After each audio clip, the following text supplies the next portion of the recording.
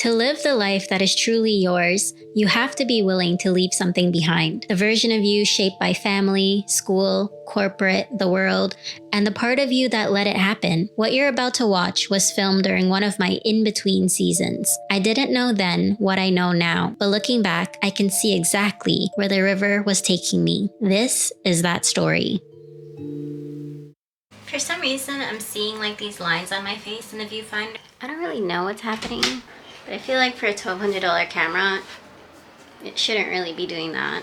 7/7, a magical portal day where I felt all out of sorts. It was truly an in-between day. The type of day where tinkering with my camera led me to questioning my entire self-worth. The camera clearly wasn't working, and I was already looking at the return policies, how much money I can get back, and saying, wow, it was too good to be true. I was so hard on myself. This was all happening moments before I was meant to land into a beautiful somatic practice in a mentorship group that I'm in. Thankfully, I trusted myself enough to still go ahead and participate in that practice because it was exactly what your girl needed. And I took the time after the practice to share my insights on what was on my heart from the entire morning. Oh my God, this was too good to be true. Like I didn't deserve or earn this camera.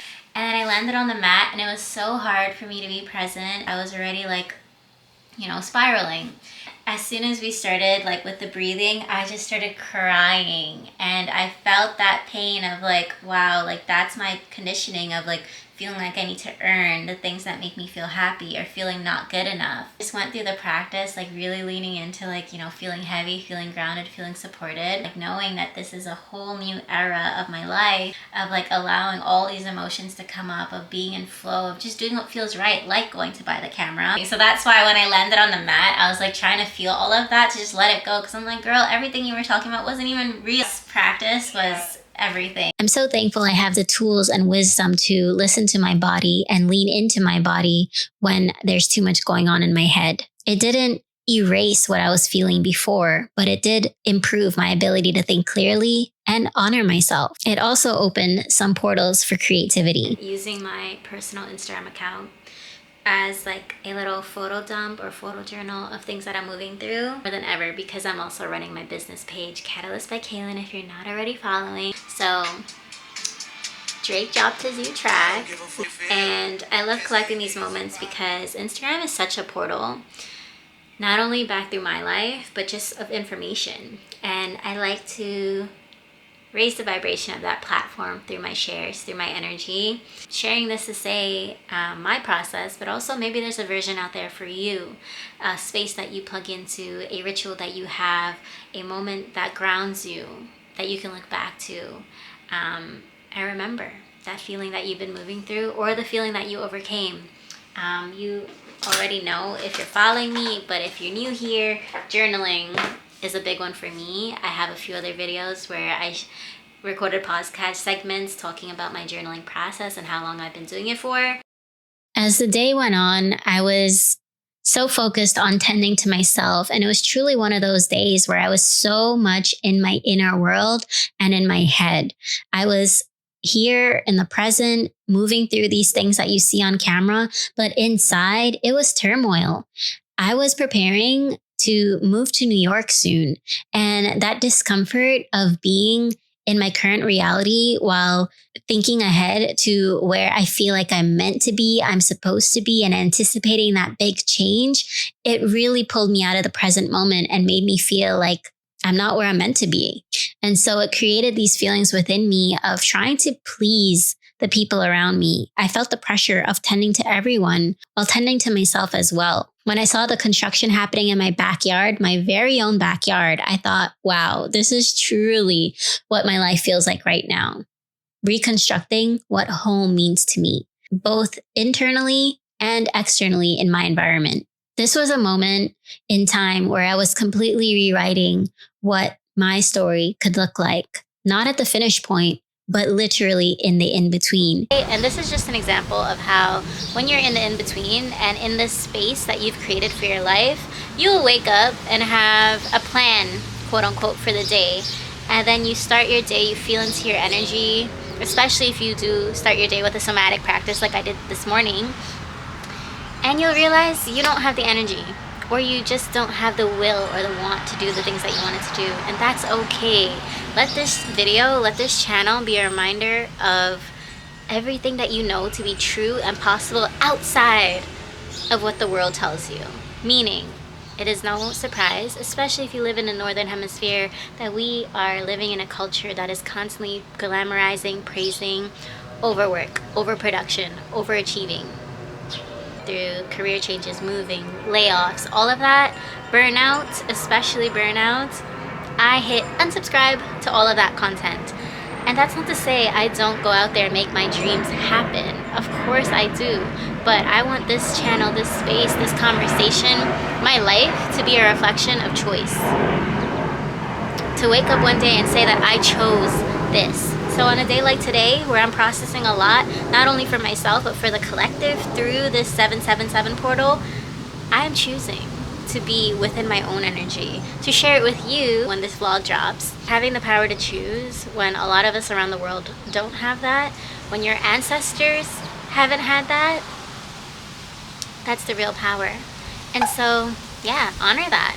Dance in that space that you've created, whether it's within a moment, between breaths, within a day, within a week. Dance, enjoy, do the things that your heart is calling for you to do, because we have been programmed and told what to do every other moment of our life. So, live it. Because I was yet to embark on a journey that I know would change me forever, which would be the move to New York City.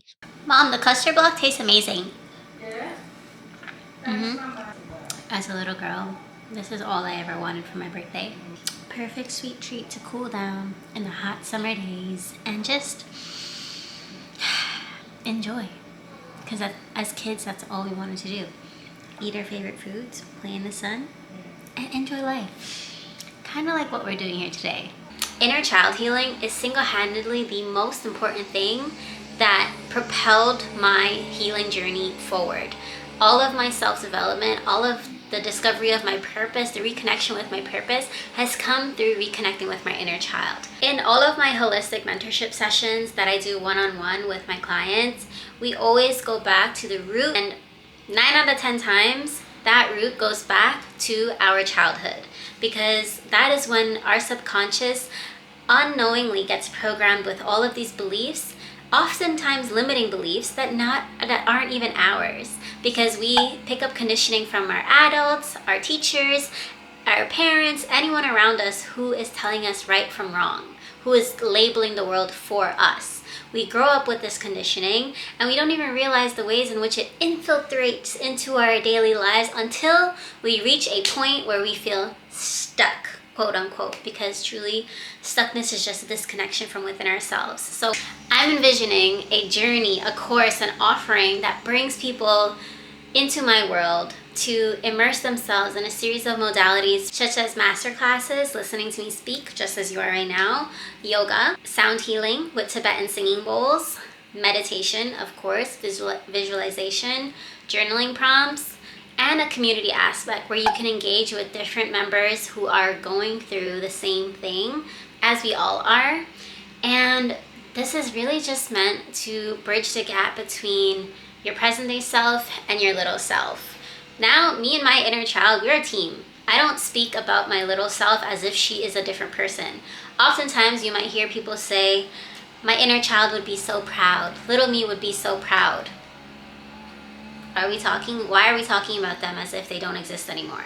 That is the number one thing that signals to me that that person is not connected with their inner self anymore. Because what do you mean they would be?